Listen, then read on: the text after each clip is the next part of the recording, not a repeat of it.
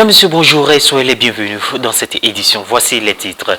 Le cardinal Robert Sarah a prononcé l'homélie de la messe d'ouverture au Festival de la Jeunesse qui s'est tenu du 1er au 8 août en Bosnie-Herzégovine. Le Festival de la Jeunesse de Merdougoje est axé sur la prière avec la messe, l'adoration eucharistique, le rosaire et une procession mariale. La semaine comprenait des leçons religieuses, des témoignages et un spectacle musical. Les détails dans un instant. Et puis la Guinée a recensé son premier cas du virus de Marburg.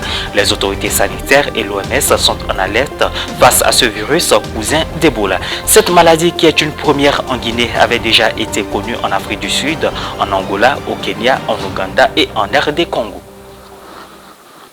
Le cardinal Robert Sarah, préfet à la retraite de la Congrégation pour le culte divin et la discipline des sacrements, a célébré la messe d'ouverture du Festival de la Jeunesse le 1er août à Merdougoje. Dans son homélie du 1er août, le cardinal Robert Sarah a déclaré que Jésus, qui connaît le cœur humain, veut répondre à nos désirs les plus profonds, à nos aspirations les plus essentielles, à cette faim d'amour et à cette soif d'absolu qui nous tourmente. Est-ce que nous cherchons Dieu en vérité? Ou plus précisément, quelle est la place de Dieu dans notre vie? Comment avons-nous ressenti le besoin d'accomplir ce pèlerinage qui s'apparente à une retraite, car immergé dans un monde qui a la prétention de vivre sans Dieu, nous voulons rencontrer le Seigneur. Nous sommes venus pour nous ressourcer, pour mieux vivre en sa présence et pouvoir témoigner de la splendeur, de la vérité et de la miséricorde de Dieu. Dans nos familles, parmi nos amis, sur nos lieux d'études et de travail, semblent insensibles, indifférents et même opposés et hostiles à la question de l'existence de Dieu. Ils affirment même s'être affranchis de toute préoccupation religieuse en justifiant leur attitude comme étant un signe de liberté. Cette forme d'athéisme pratique qui s'apparente à une apostasie ou à un paganisme moralement dégradant.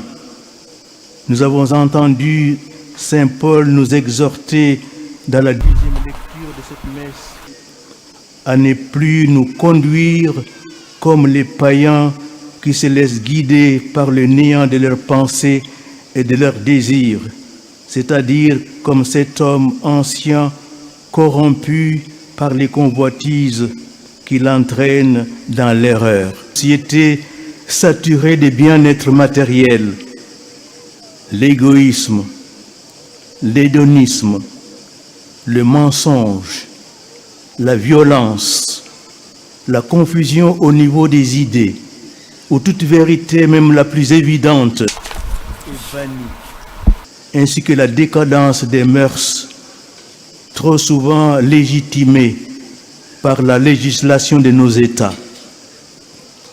Tant et si bien que nos contemporains sont de plus en plus nombreux à se rendre compte que la négation de Dieu aboutit à une réelle négation, à un avilissement, à une dégradation de la personne humaine, c'est-à-dire de sa dignité qui mène à sa destruction.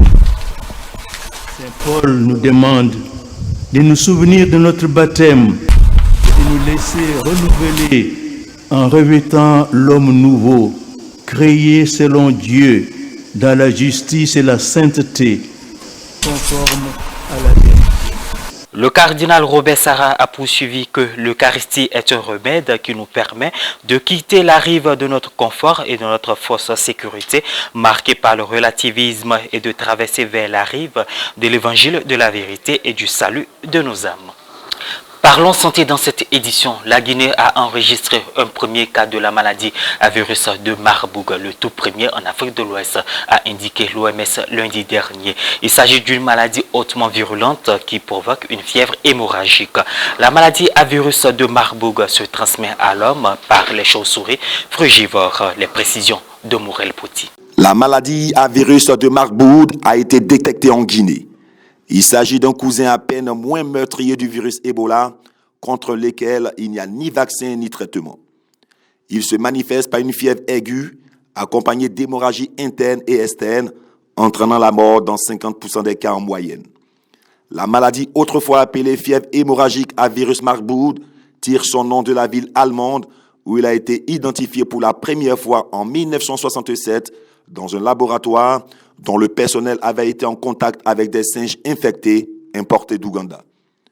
Ce virus de la famille des filovirus comme Ebola, avec lequel il partage nombre de caractéristiques, se transmet à l'homme par les chauves-souris frugivores qu'on considère être l'hôte naturel du virus. La maladie a une période d'incubation de 2 à 21 jours. Plusieurs traitements à base de produits sanguins, de thérapies immunitaires et de traitements médicamenteux sont en cours de développement, a souligné l'OMS.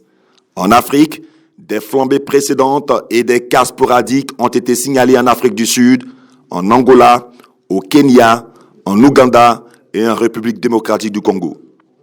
La plus grave épidémie répertoriée à ce jour était survenue en 2005 dans le nord de l'Angola, faisant 329 morts sur 374 patients recensés.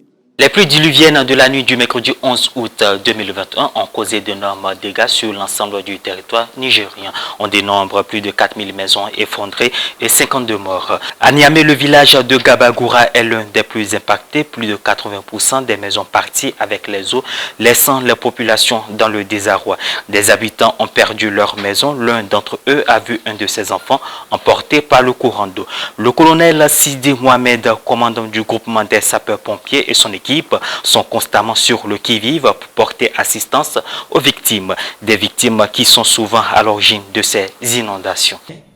Vraiment des causes humaines, c'est la population qui vit dans des endroits qui sont extrêmement sensibles, des endroits marécageux et des endroits qui sont dits sur le plan technique inconstructible. Le géant pétrolier Shell a accepté mercredi 11 août 2021 de verser 95 millions d'euros à des communautés du sud-est du Nigeria dont des terres ont été ravagées par le déversement de pétrole dans les années 1970, ont annoncé les avocats des deux parties. Plus de précisions avec Maria Bissi. La société anglo-néerlandaise Shell a accepté le versement d'une compensation de 95 millions d'euros à des communautés du sud-est du Nigeria dont les terres ont été ravagées par des déversements de pétrole dans les années 70. Des ONG environnementales, dont le Mouvement pour la survie du peuple Ogoni, en abrégé MOSOP, accusent depuis plus de 20 ans le gérant pétrolier de dégradation environnementale et de négligence en pays Ogoni, région du delta du Niger, aux mangroves dévastées par la pollution pétrolière. Shell a été condamné une première fois en 2010, mais la compagnie avait contesté à plusieurs reprises le jugement en vain. La compagnie a finalement trouvé un accord devant la Haute Cour de justice d'Abuja avec la communauté ce mercredi. L'ordre de paiement de 94,9 millions d'euros aux plaignants vise à satisfaire entièrement et à titre définitif le jugement rendu, a déclaré la filiale nigériane de Shell, la Shell Petroleum Development Company of Nigeria Limited, en abrégé SPDC, dans un communiqué. En 2015, Shell avait accepté de payer 70 millions de dollars, soit 63 millions d'euros, de compensation à quelques 15 500 habitants dans l'Ogoniland et a accepté de commencer le nettoyage d'une marée noire en 2008.